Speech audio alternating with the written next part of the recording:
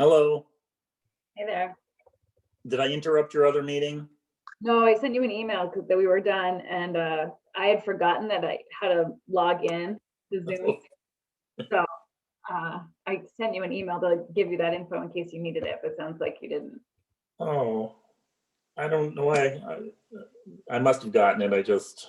No, yeah, it was just a couple minutes ago. But Okay. I got it. How are you? good. Yeah, doing all right. Good. Did you know much about the people that lived in your home before you? Only that he was a college, like a professor at UMass. Hmm. Did you know him? Did you know them well? I didn't know them very well, but my mother used to babysit in the house and in that back building. So someday I'll have to introduce you to my mother, and she can talk about it. Because love to hear about it. Do you know what happened to that building? It was torn down. Well, when we bought it, we had to tear it down before we could buy it. Yeah.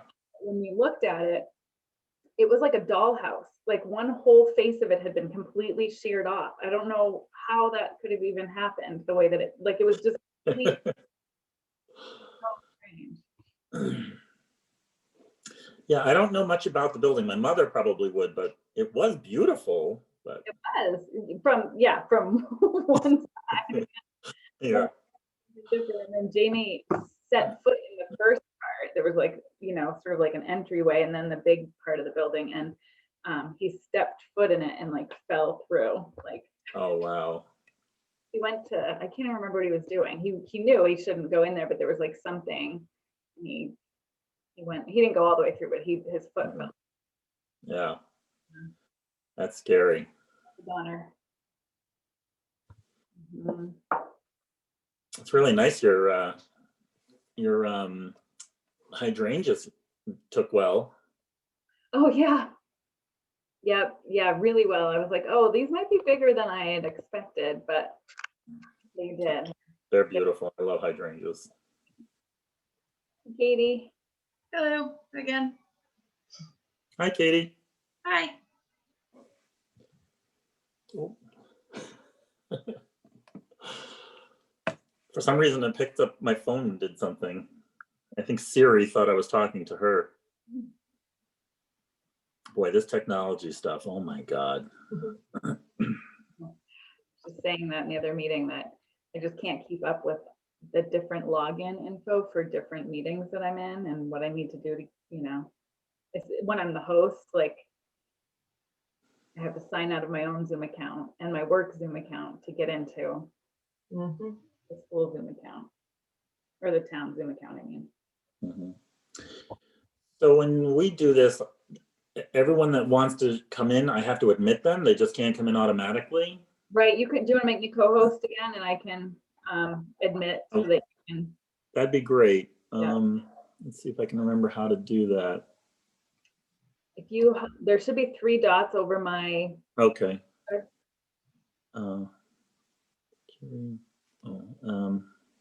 Hold on, I gotta admit this person. All right. I see the 3 dots, and then no, that's not it.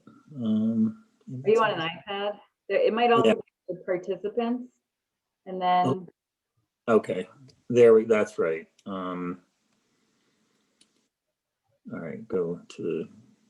Let me admit Jackie and Jen Malcolm Brown. Make host, or I just made you the host. Okay.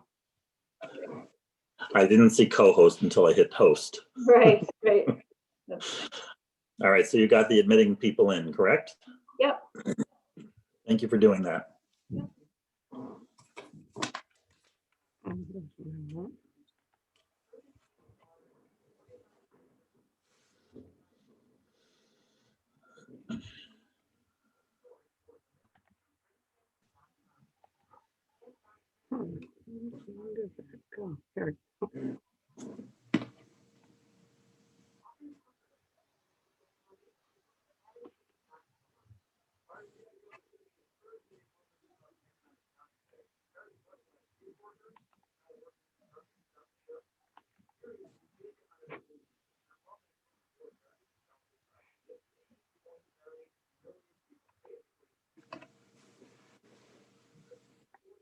Hello, Jennifer.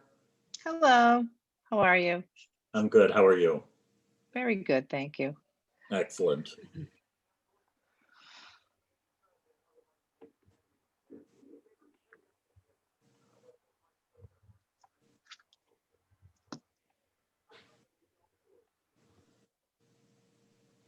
We still have a couple minutes and then we'll start right in. Okay.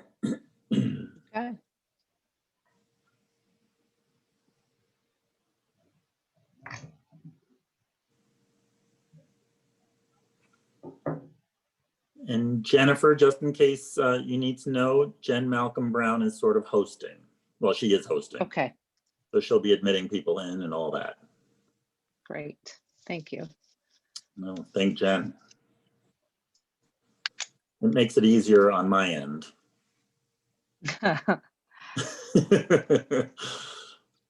It's always good when things are easier. That's for sure.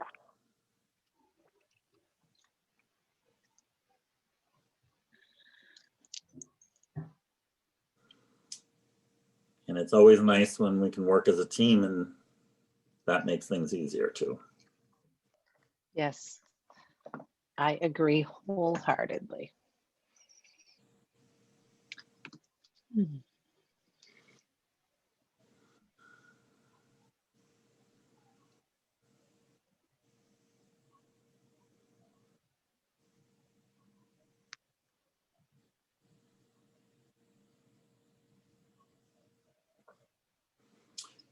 All right, it is 7 o'clock and we have a quorum.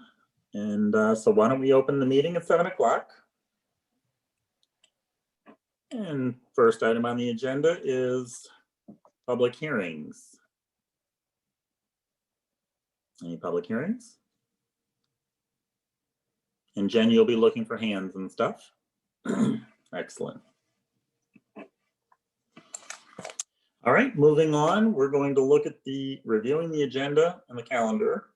So for January, we meet with the Finance Committee, and we actually have met with them, the all boards meeting as well. I believe we're working on the capital improvements for the town. And I think 4 towns meeting, but that did happen already, I believe, but we'll probably be having another one.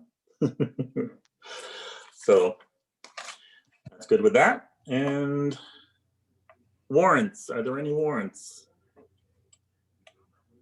I don't, usually Steve is here with some numbers, so we might have to. Okay, well, I have the numbers if you want me to read them. That'd be great. And So- Trevor, I'm sorry, Trevor, do you have a copy of these already or no? All right, so we'll do it for public record, and Trevor will have those numbers. Go ahead, Bruce. So I have warrant, these are payroll warrants, 313 dated the 28th of December for $72,021.81. I have number 314 dated 1/11 for $72,672.81. And number 315 dated the 25th for $71,514.21. And I have 2 vendor warrants, number 3016 dated the 12/29 for $11,996.98. And number 3017 dated the 11th of January for $19,546.32. So we'll move that the warrants have into public record. Do we have a motion for that? Lauren? You trying to unmute there? I can make that motion. So moved. Oh, All right. second then. And Katie has seconded? All right, all in favor? Aye. Perfect. Anyone abstain or any that say no? No, passes unanimously. All right. Do we have a motion to approve the minutes? I move to approve the minutes. A Sorry, second. Jen. That's okay, I'll second. All right. Is there any discussion? Any edits or corrections? I didn't find any. Trevor, as usual, did an awesome job.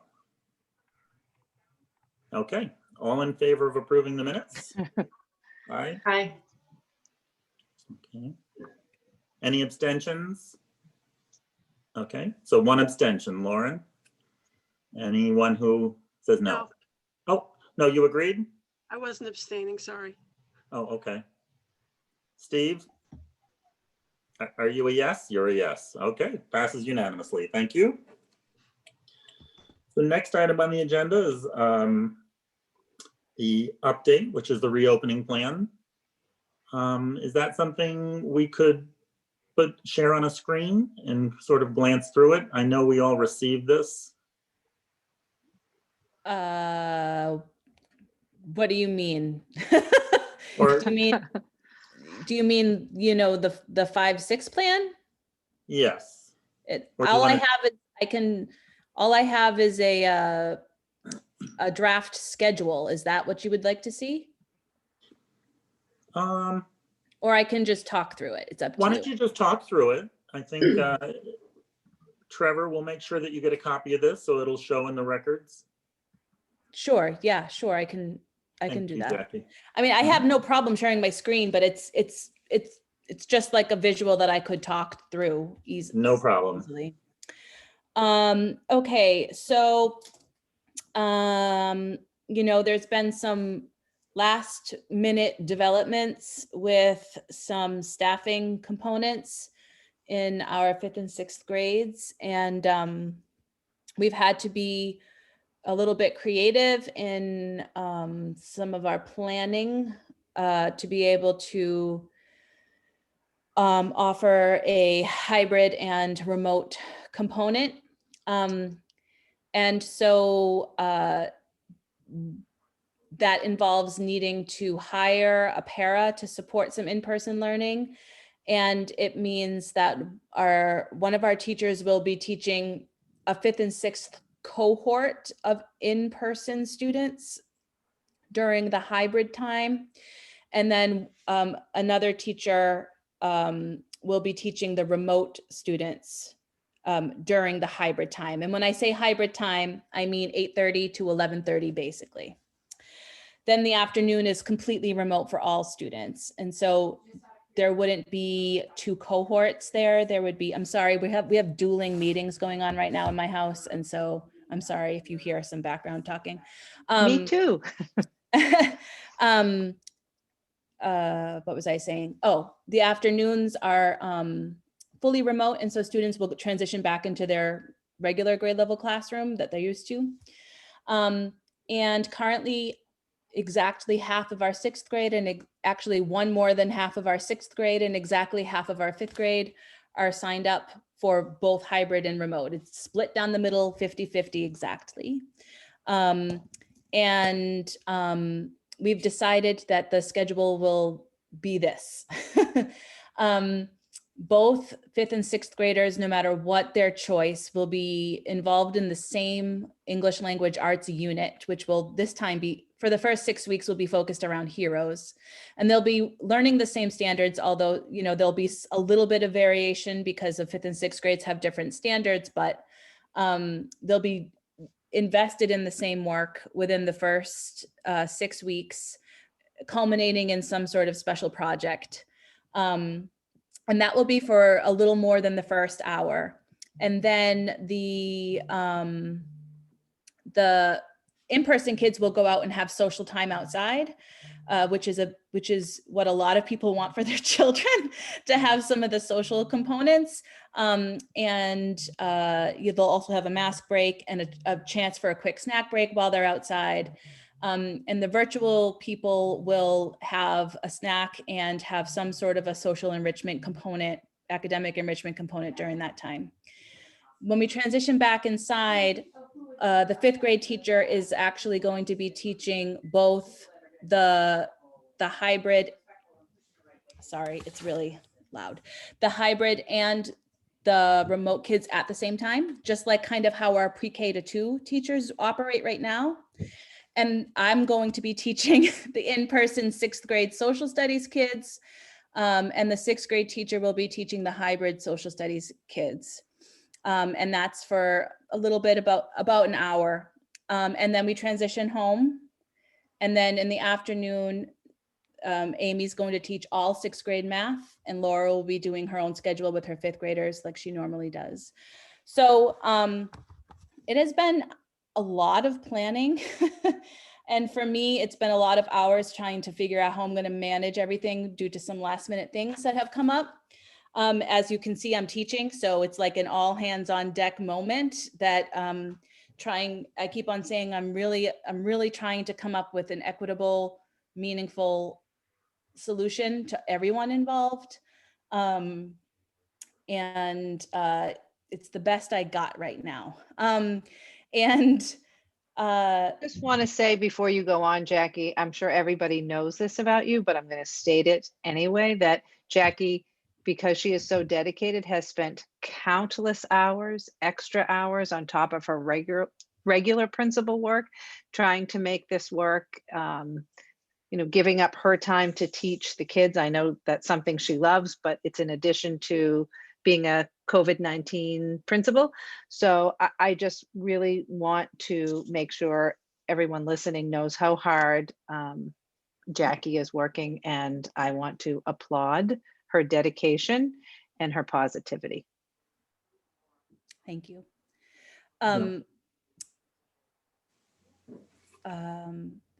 There was something else I was going to say there. Oh, okay. I do just want to talk about the timelines. So I need to be realistic in the sense that I can't really wear many more hats than I'm wearing.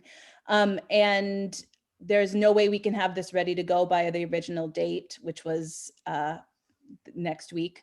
So I am asking that we begin that on February 1st. It's just not feasible. I cannot do it sooner than that. And then a middle grade teacher had a pretty serious medical issue and has been out and will be out until possibly next week. We're finding out soon.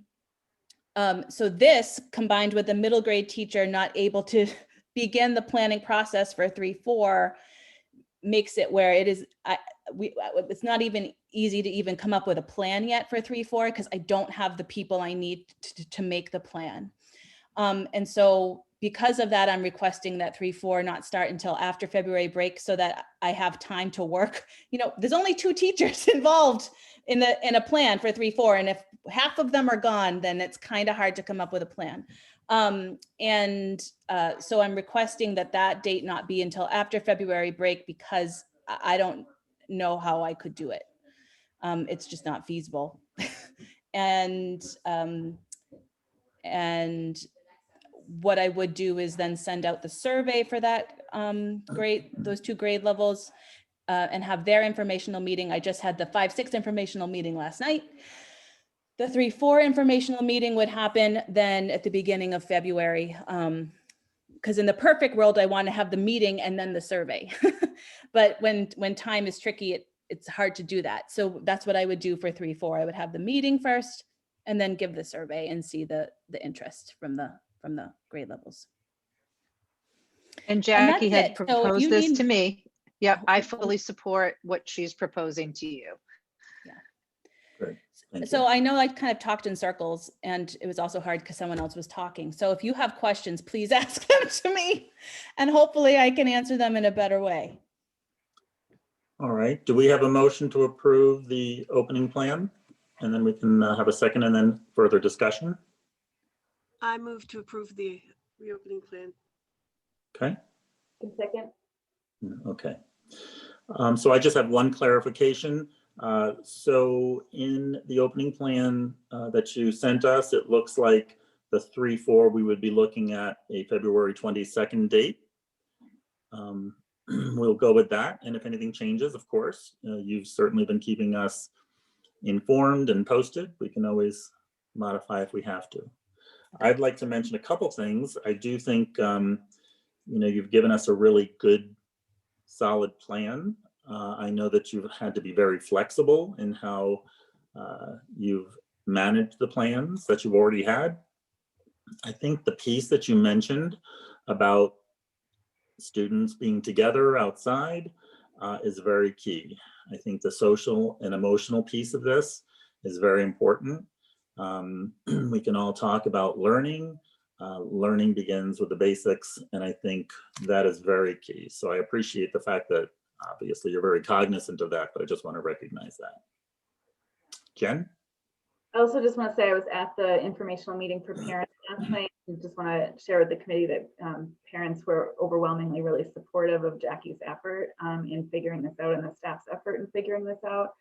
So just wanted to make sure that that was clear too, that I think parents are in support of the plan. Mhm. The ones that were able to make it last night, which was the majority of them, right, Jackie? Would you say? Yeah, probably, I would say about 65%. Mhm.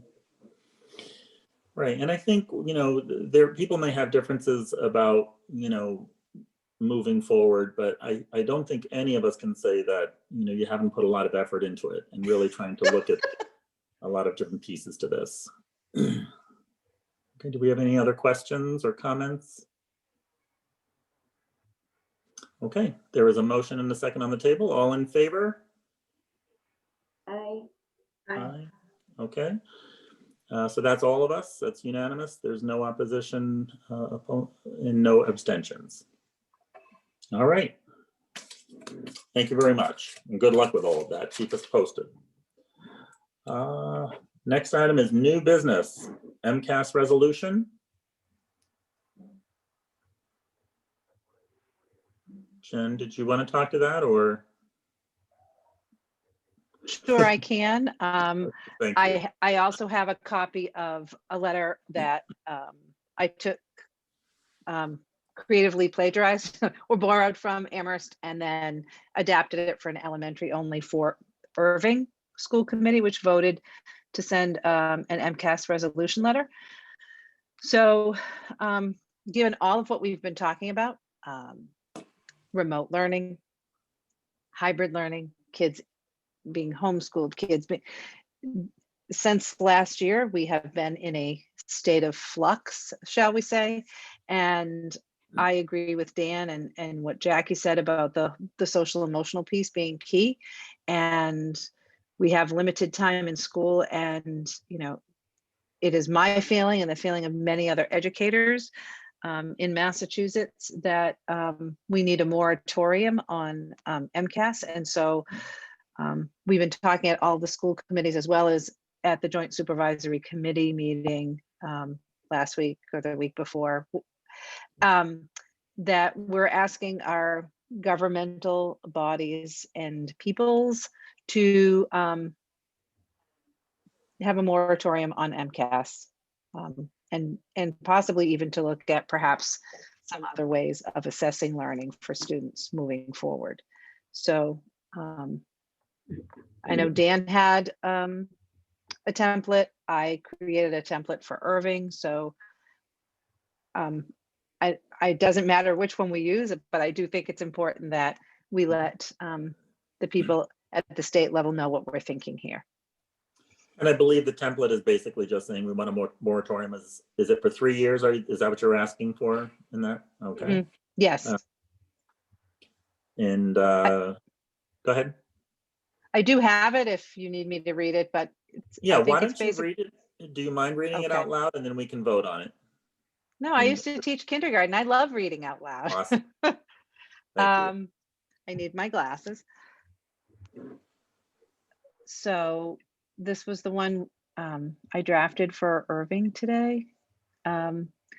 Whereas the COVID-19 remote learning model has negatively and disproportionately affected students with learning disabilities, students of lower socioeconomic status, English language learner students, and students who identify as minorities.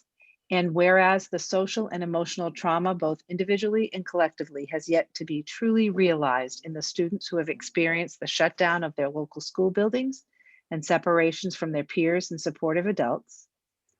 And whereas the students of the Commonwealth have already missed valuable face-to-face instructional opportunities with their teachers and would benefit from focusing on those important instructional opportunities and social emotional supports, therefore be it resolved, we call for a moratorium on the MCAS requirement for 3 years.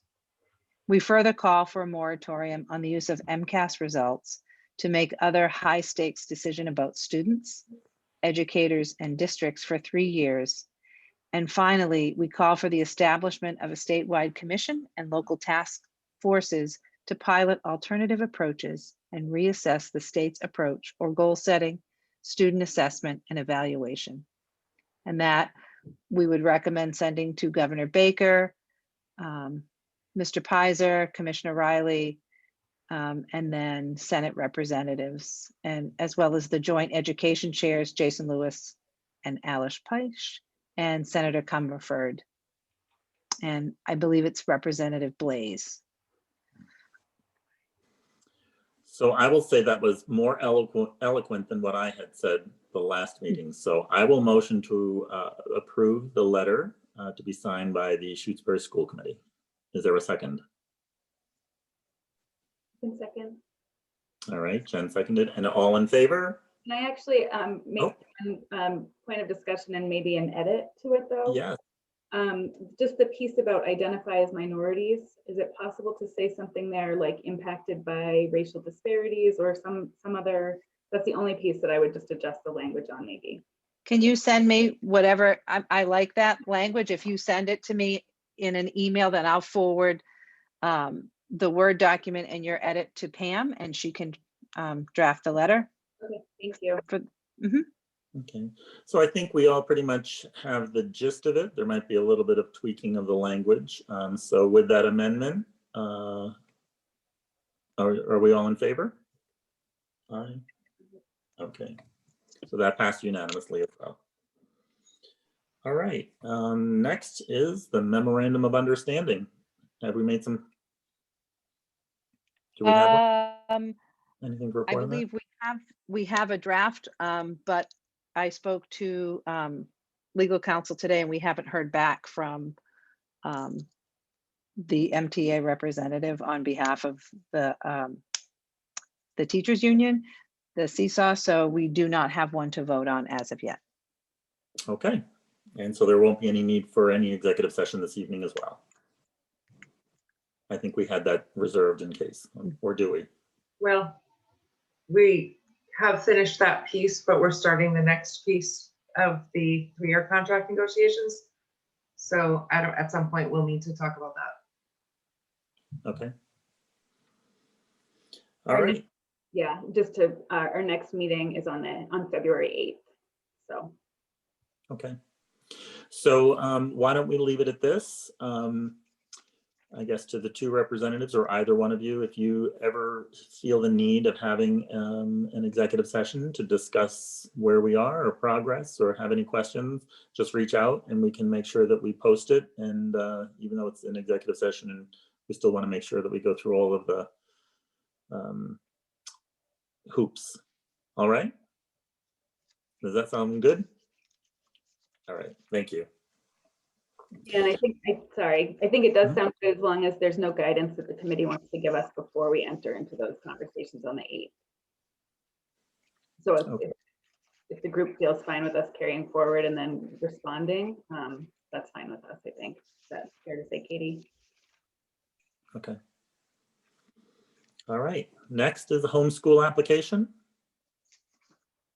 Yes, we have one application for a student. I believe Pam sent that out in the packet. I did look over the proposal and I support the proposal for the student. Okay. Do we have a motion to approve the homeschool application? I move to approve the application for homeschool. All right. I can second. All right. Is there any other discussion? All right. All in favor? Aye. All right, that passes unanimously. Thank you. All right, next on the agenda are the reports, beginning with the superintendent. Yes, I will be brief this evening. So many of the leadership team participated in a webinar, I believe it was last week, regarding pooled testing, and I may have shared that information with you in an email.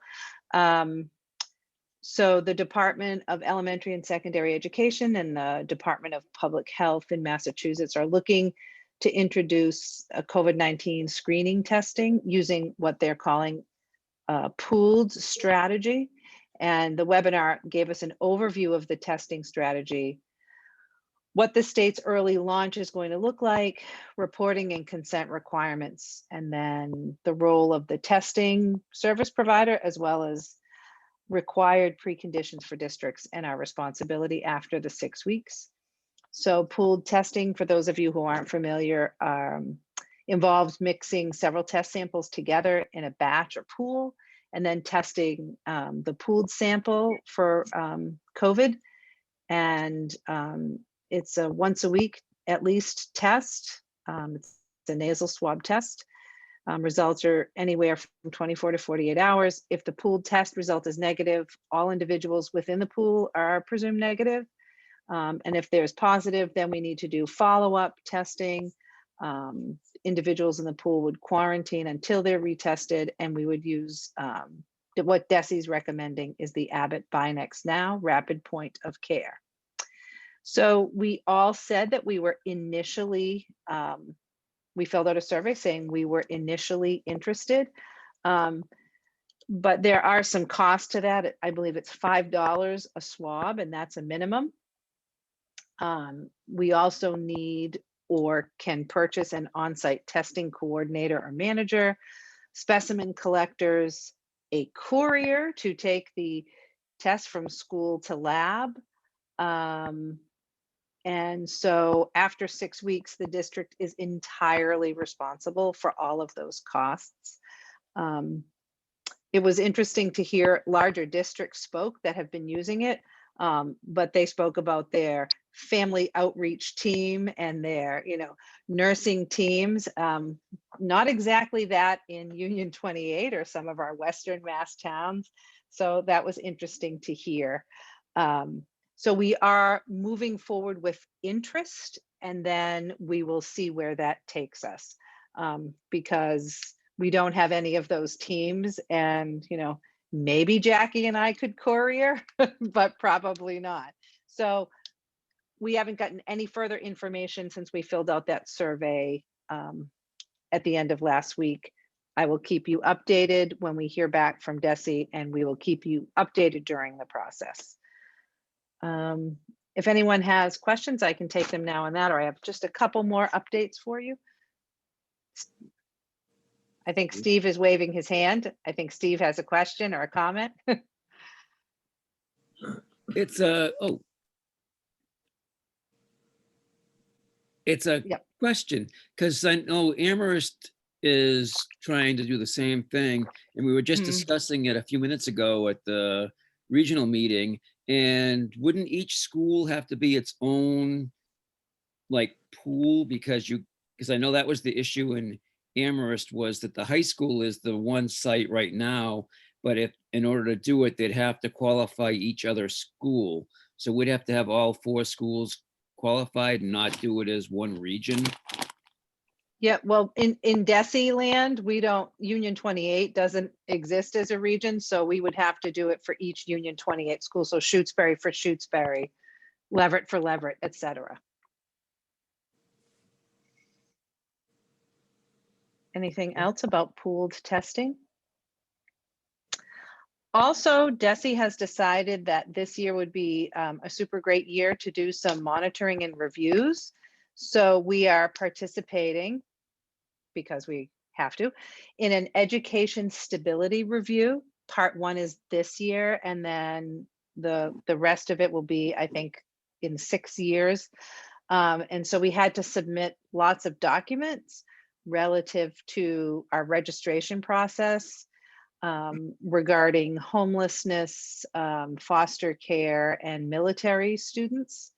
And we got partially implemented in some, so we are working to rectify that. We had a meeting with the nurses and the admin assistants today, along with Pam Rogers and the principals. And I think we have all the documentation. We're going to make a couple of slight tweaks, and then Pam will upload that. Interestingly, I guess Union 28 does exist when the person reviewing this doesn't want to do it 4 times. So they only want one document. I'm editorializing, but that's okay. And in conversations about our forms, we have decided that a project a little further down the road, because Desi wants this information like in 2 weeks, we would like to have one registration form for Union 28. And Pam and I, along with Gilly Budine, are going to look at preschool registration, school registration forms, and have one streamlined form for Union 28. So that's a future project as we try to sort of find efficiencies. And I have an interview with someone from Desi on Friday, because we are also participating in a tiered focused monitoring review this year for special education. Prudy has been working really diligently in getting ready for that, and she and I have an exit interview Friday afternoon. So that's my update. If you have any other questions. I would just comment that even things like agendas, I'm wondering if, Trevor, do you take minutes at all of the union? No. Okay. No. No. I wish he did, although all our other note takers are lovely. Yeah, but no. But as we sort of talk about this whole efficiency and streamlining, I hope you're keeping notes about some things, Dan, because I think things like agendas, I mean, it would Right. make my work at each individual meeting a little Right. bit easier. Yeah, I think things like that can, really easily be done. Of course, it requires approval by each school Right. committee, but I think, we're all seem in Union 28 seem to be a part of wanting to make the superintendent's job more palatable and looking at efficiency. So I think that is an area that we can come up with some sort of a draft, and then obviously, old business, new business, each school plugs in different things, but I think it just Right. seems like it'll be so much easier. And it probably would make Pam's job a little easier too, because it's one template. Right, exactly. You pull up the one template and then you plug it in, as opposed to pulling up all these different templates for everything. So anyhow, that's a suggestion. And that would be helpful and make it more palatable, but know that I still love Union 28, so it's always palatable. Okay. Any other questions for Jennifer? All right. Thank you, Jennifer. I appreciate that. And next is Director of Finance and Operations, Bruce. So been winding down some COVID relief money. One grant was supposed to be done the end of December, and unfortunately they extended that, so that we'll work on. Waiting to hear dollar amounts for new money. I heard this afternoon that there is some amounts floating around among mass teachers. I haven't seen anything yet, so, but it's significant sums of money, so it'll be helpful. And that's pretty much all I got, other than our discussion last week with the Board of Selectmen and the Finance Committee. And I thought things went rather well, but I'd like to hear what other people have heard or thoughts from that meeting, so. Steve, do you want to comment? Yeah, I'll agree with that, Bruce, that I thought it went very smoothly, and that the other boards were very happy that we are approachable and you are forthcoming with the information that you've been giving.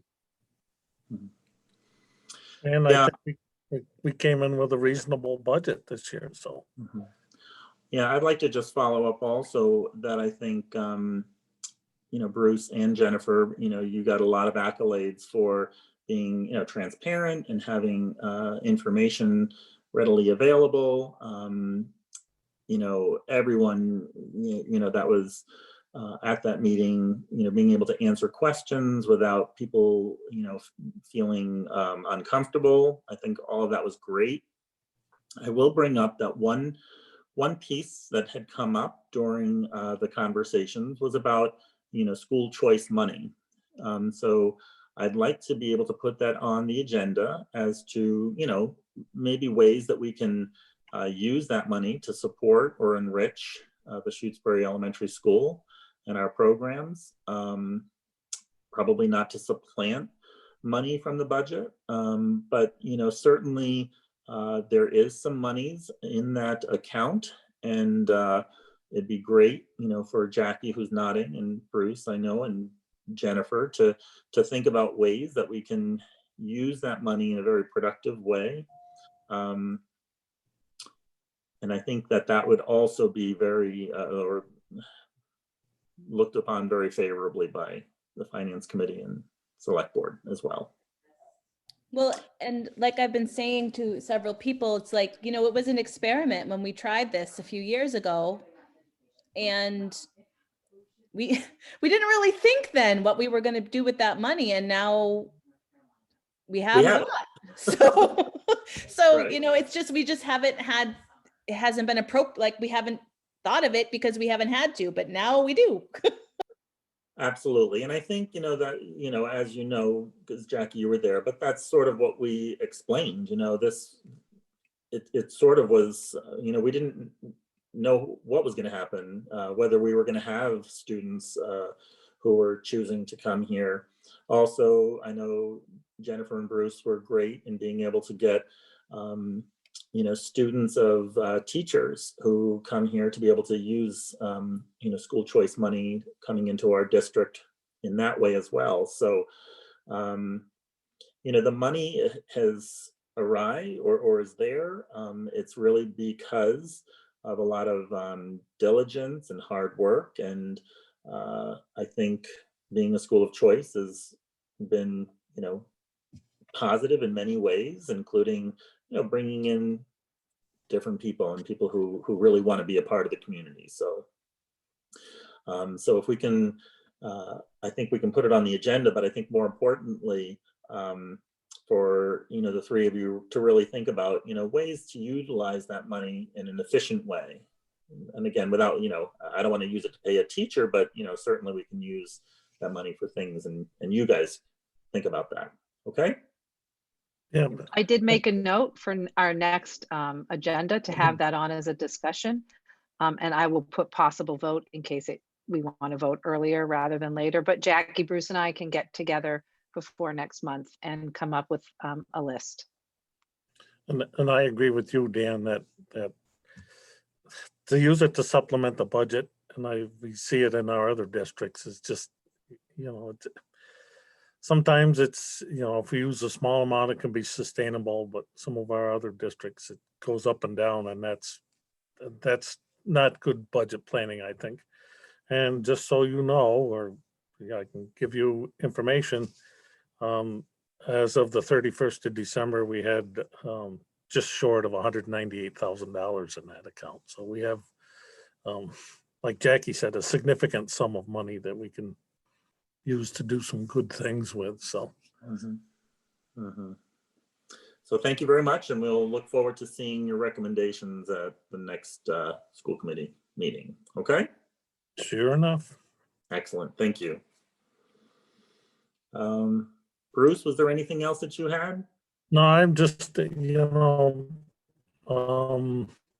not sure when our budget hearing is, but I'm sure that's coming up. It's just any thoughts on if we want to make any changes or leave it the way it is, or, I'm thinking, I'm looking at it now, a gross budget of increase of 1.59, and to the towns a little more of little over 2%, I think is a really responsible position for us to be in. So My personal feeling is I think that I would certainly be supportive of leaving the budget as it is. But I also think that perhaps there might be some things in that budget that we might be able to use some money for, and that in the end of next year, maybe there'll be a little bit money to return back to the town. We can approach it that way. All right. What do you think, Jackie? Well, I have a feeling we're going to be returning some money this year too. Mhm. Just so you Yes. know. Because,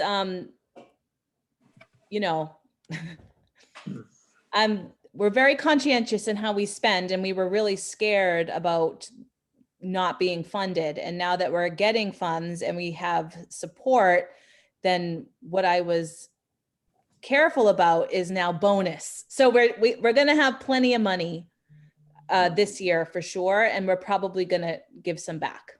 Mhm. Lauren?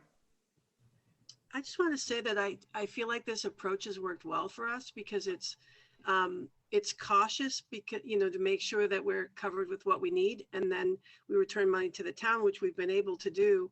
And the town seems to appreciate that as well. So I just want to say that I really appreciate the way that approach has been working for us the last several years. I'm going to follow up with that because I agree with you, Lauren. Not only is it working well for the school committee, it's working well for the town. I just, visited a friend of mine. She is a teacher in Pennsylvania, and their district operates like most school districts, where you have a budget, and at the end of the year, if you want to get that budget for next year, you've got to spend that money. So, they were buying all kinds of like whiteboards that they didn't need, and all, it was just amazing to see. And she, it's just crazy. So I do think that this system is very efficient. If we need something, we can turn to the town, because it's very difficult to budget and plan, like, well, what if a boiler goes? What if something happens additional to the roof that's already leaking, or we need some sidewalk done emergency or whatever? I don't know how you really plan on those kinds of things, and districts as a whole, that's what they have to do. They have to plan that because they can't get any more money from the town or city. So, if you plan for it this year and it didn't happen, well, it could happen next year. So I think it's worked out very well. So, all right. Bruce, anything else? I think he's done. All right. Jackie, principal's report. Yeah, well, again, these are very short because you all know what I'm doing all the time. But one thing is that preschool through second grade started up again in the hybrid model this week on Monday, and there's been a few additions, some more kids that have been added to the crew that are coming to school. And so, unlike the 5-6, the majority of the little kids are coming in person.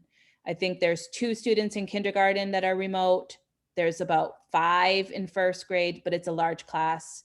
And there's 2 in second grade that are remote. So the numbers are much more focused on hybrid for the little kids, which you would expect, right? Because it's really hard for little kids to learn in the remote setting. So it's been nice to see those students. We had one retirement. We had one paraeducator in the younger grades retire on her birthday, which was in January. And so I have hired 2 new paras, one to support the retirement and one to support the 5-6 in-person learning. And so those 2 people are finishing up with Jen and all of the other office logistics that have to happen around new hires. And actually it's not an additional position because I did not fill a para position that I had over the summer, because while we were in remote learning, I didn't have a need to fill that position. So I did not.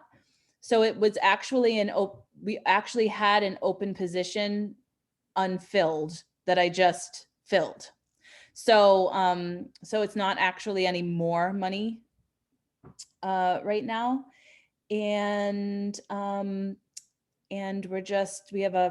we've been trying to do a monthly all school assembly. So we have an all school assembly virtually next week. And that's Mike Cortina, our music teacher, and I collaborate, and he is like awesome. He's like Blues Clues guy. If you guys know Blues Clues guy, he's like Blues Clues guy.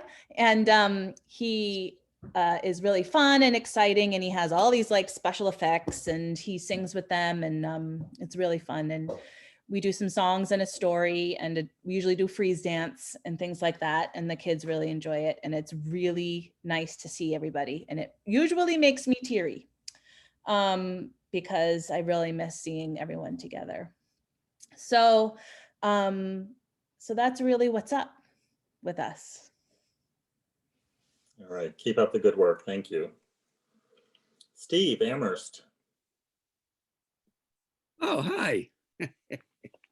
The first thing is Dan had asked at one of our previous meetings about the student on-time learning at the middle school and high school, and they both passed the test. And just an FYI, the Amherst Elementary and Pelham, neither one of those did, so they're both working on that. We are still trying to get, oh, you guys are all gone on me. We're here. You're back. Where we authorized the superintendent to invite teachers back into the all buildings that want to come back. And we'll start with the high need students and the pre-K through 2 and all of the special programs that go on in the elementary schools in Amherst. We're not trying to suddenly fill the schools up with students, so that would be nice, but we're not. We're trying to do it safely. And I didn't know until 2 weeks ago what a side letter was, because the APEA does not want to negotiate the metrics with us until every single last member of their union said it's okay to do that. So if one holds out, they will never talk about metrics with us. So these side letters are to go into discussions with the superintendent about getting the high need students into class. So I'm not sure what's going to happen with the rest of the students. And the third thing is, as our superintendent can tell you, there are some pretty heavy discussions about late start for the high school and middle school and switching the Amherst elementary school to going earlier. And we have, as a school committee, we haven't really discussed it, but we've pushed it where it is being discussed locally. And that's it. Yeah, I'll just piggyback on what Stephen said. Dr. Morris has been engaging Union 28, which is nice that we are being collaborated with.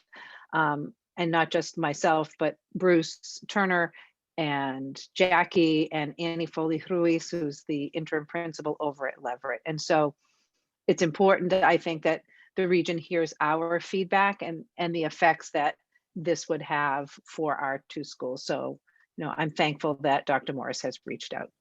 And I also just want to give an example very quickly. I just want to say thank you to him, although it's still going to be a little bit tricky for us, but I want to say thank you to him because he originally was wanting elementary schools to even be a little bit later or something. And I gave him feedback around something about Shutesbury, and he kind of shifted some of his thinking. So it felt nice to be listened to. So that was nice.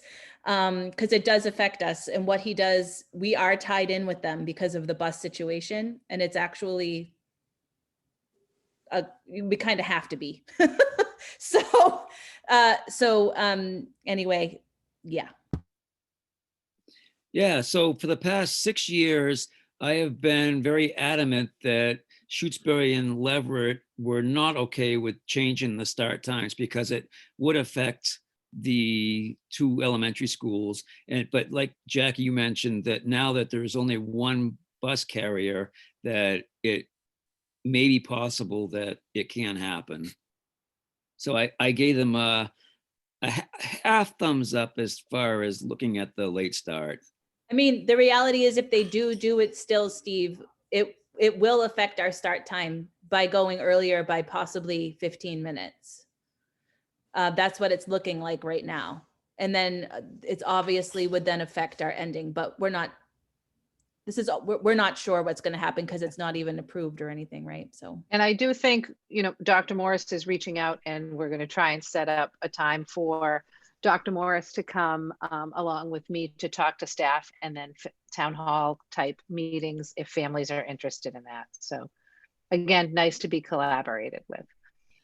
And I think a whole bunch of us getting together is creating gonna create some creative ideas for picking up students and delivering them to their respective locations. I think we're coming up with some good plans. So good stuff. Excellent. Excellent. I will say, Stephen, I am glad to hear that there's lots of discussions going on.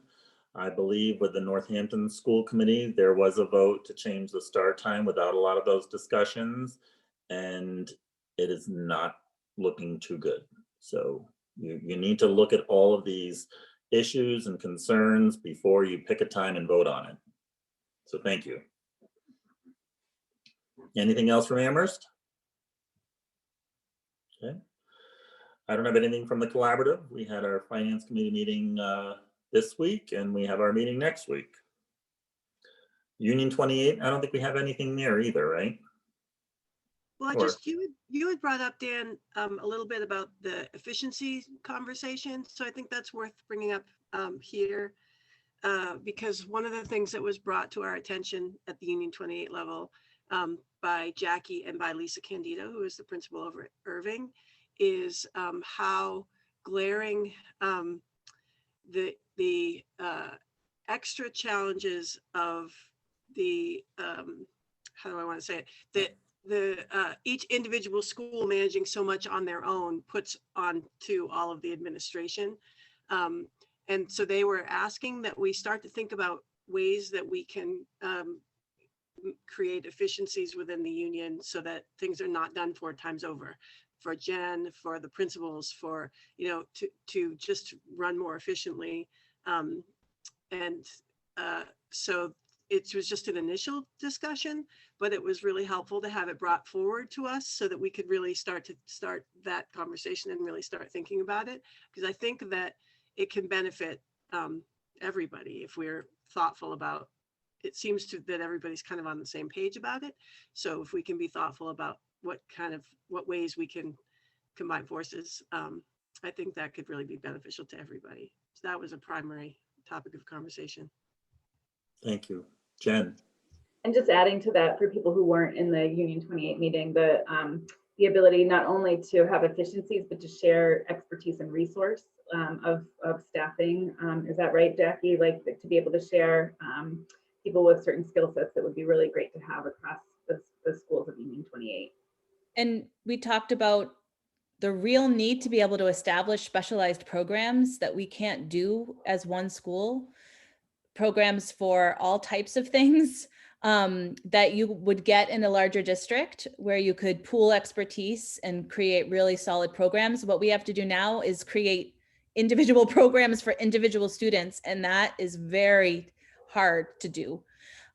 So that's another big thing that the principals often talk about. And that also would help support, I mean, we have very low out of school district placements anyway, but if we did have different types of programming within the 4 schools to support a wide, diverse amount of learners, that it could even limit that to an even greater extent, where we wouldn't have to be looking outside for any large support. And figuring out a way from the district perspective that if we're sharing a personnel or sharing programming, for example, the personnel is not getting 4 different paychecks at 4 different pay scales, so, whether it goes through the Union 28 budget or there's another way to do all of this, we're just asking people to really think outside the box and think creatively. Mm-hmm. So Jennifer, this was actually worked on in the past. It was called a shared employee agreement. I think Joan Wickman did a lot of work on that. There was some legislation that I think was sort of in the way. So I don't know if there's anything that we can look back to that agreement to see what was done or where that stands. But I certainly think that, you know, sharing resources, working together, we need to figure out what we need to do to operate efficiently and especially providing better quality services for kids. And then we need to figure out how people in positions of power, and what I mean legislators, what they need to do to help us, because I think that's what stands in the way. So thank you for bringing those very important topics up. That also, in terms of efficiencies, you know, Jennifer, I'm wondering, you know, we have attorneys that work with us on even employee contracts. You know, could they come up with sort of a prototype? And as we work through these contracts, you know, maybe there's less that needs to be discussed, or you know, that things are condensed, you know, whether it be like steps or job descriptions and those kinds of things. And then we can focus on, you know, COLAs and, you know, those other things. And it's not going to happen overnight, but I think even if we set up each contract to be similar, then we can look at how do we adjust them moving forward when we renegotiate them. Yeah, and we do use the same attorneys for all 5 of us, and that includes Union 28.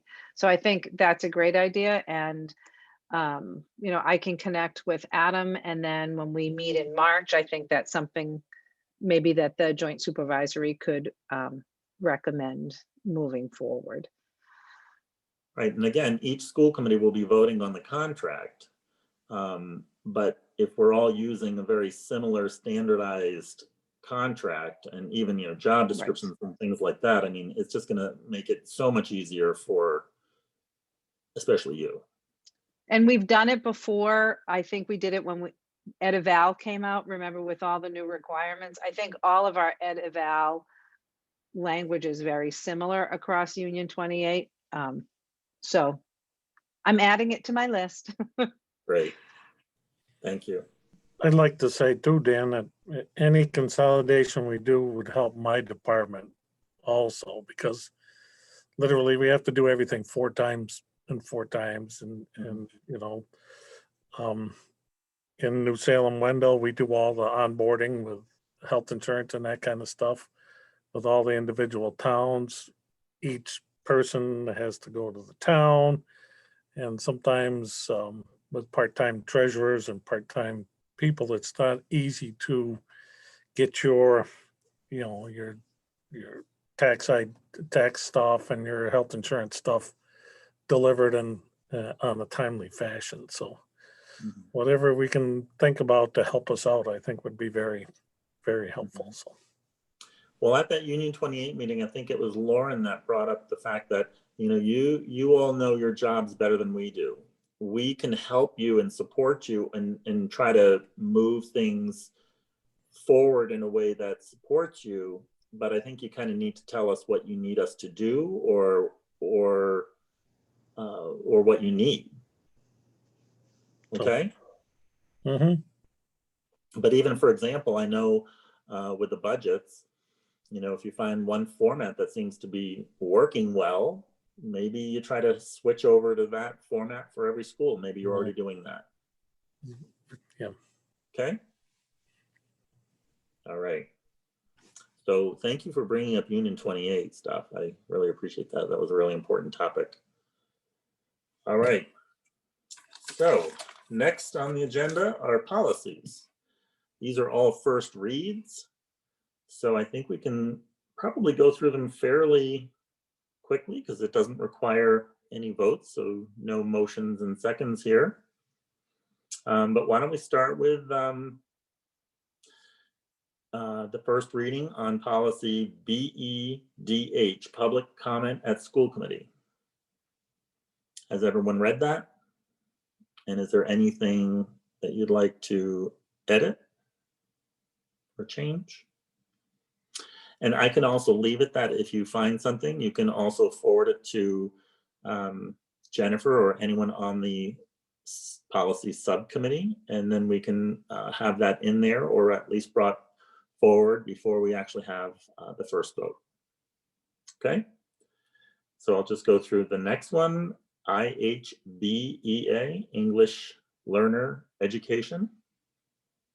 Again, if you have something you'd like to forward, do so.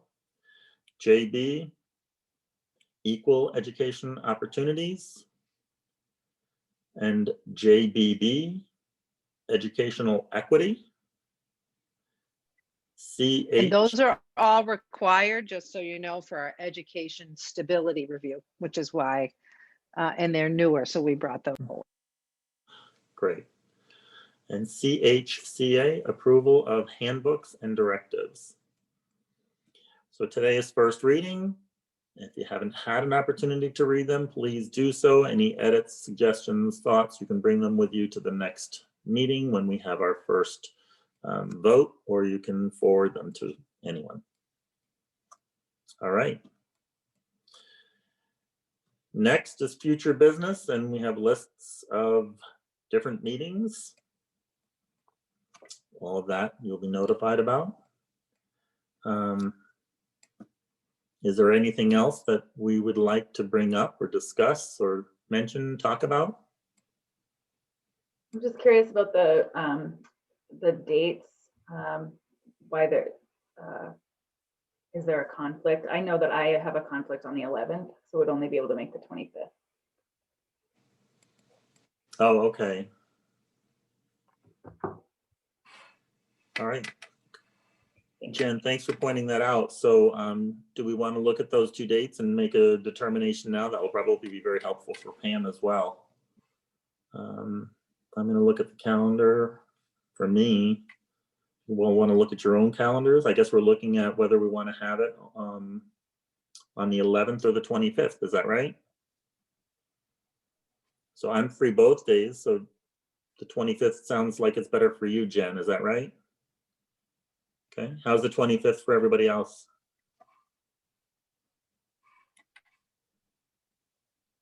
Good. All right. See, with the mute, it's like crickets. All right, so why don't we plan on the next Shutesbury School Committee to be Thursday, February 25th at 7, and the policy subcommittee would be just before that at 6:30. I have Yeah. one, I'll let Pam know. I have one question. Yes. I'm really hoping that this won't need to happen, but if something goes wrong with the 3-4 plan, how do you want me to communicate that to you as a committee, and what do you want to do about that? That if at any time we need to join as a committee to approve anything or to be brought, to be informed about anything, you can contact me or Jennifer. We will certainly schedule a meeting. Okay, yeah, well, Jen would certainly be in the know, but but I didn't know, like, if you would want to have a meeting called, or if you want me to just tell you what, or if you want to wait and talk about it at that meeting on the 25th, or what. But I'm hoping it's not going to happen, but Yeah, if ever you feel you need school committee support or input, talk to Jennifer and we will schedule a meeting at any time. Dan, does that require us to meet though? I think she's saying if they can't, if that needs to change a week or something, or, with the staffing changes going on, does that require us to meet to do that? Or Well, I can we asked get that. Jackie and like, Yeah, can we allow that It's to happen? super Just obviously murky. keep us updated, but. Mhm. I don't know. yeah. I asked the commissioner, and I guess there's no real ruling because we've never had the pandemic, right? So I asked, if the school committees approve the initial plan and we, stated in the plan that dates are tentative, do we have to go back each time? And he said, there's nothing. So he checked with Glenn Kuchar, who said, I don't really know. I'm not sure. So whatever y'all would want us to do, we can do it. So I feel like if it's a few days or a little bit of time, maybe we might not need school committee approval, but if it's something bigger or larger or longer, maybe yes, but Mhm. that would be up to you. Lauren? That's kind of what I was thinking, and that maybe if we felt, if there was a level of concern, then we could request a meeting, that a school Mhm. committee member could request a meeting if we felt it was necessary. Yeah, I mean, So- I'll. Mhm. Sorry, I was gonna Jennifer. say, if we informed you ahead of time with, sort of what we're looking at in an email, that might give you time to say, yes, we need to, or no, we don't. Mhm. Yeah. So I would say, my personal feeling is, and I think at the collaborative, we've sort of recognized that things change, and really, the authority that we look to is really administration, the principal and superintendent. And there's got to be, you're held accountable for the decisions that you make. So I would say you have a lot of autonomy in making these decisions. And certainly keeping us informed is important. If I were to hear anything from school committee members like, oh, wait a second, this is a concern of mine, I think we need to discuss this further, I would certainly then put a meeting on, post a meeting. So that also means that all of us school committee members, if we have a concern moving forward, that you need to let Jennifer or myself know that we need to have a discussion, because we want to make sure that we abide by the open meeting law and we don't have conversations amongst ourselves or making any decisions like that. So, okay. I hope that's clear enough for you, as vague as that is. Well, it's as clear as anything else that's been going on, Dan. So Good. There has to be some, some amount of autonomy there. All right. Anything else? All right. If there is nothing else, then this meeting is adjourned, and I appreciate everybody being here. Thank you. So good night. Good night, everybody. Good night. Thank you. Bye.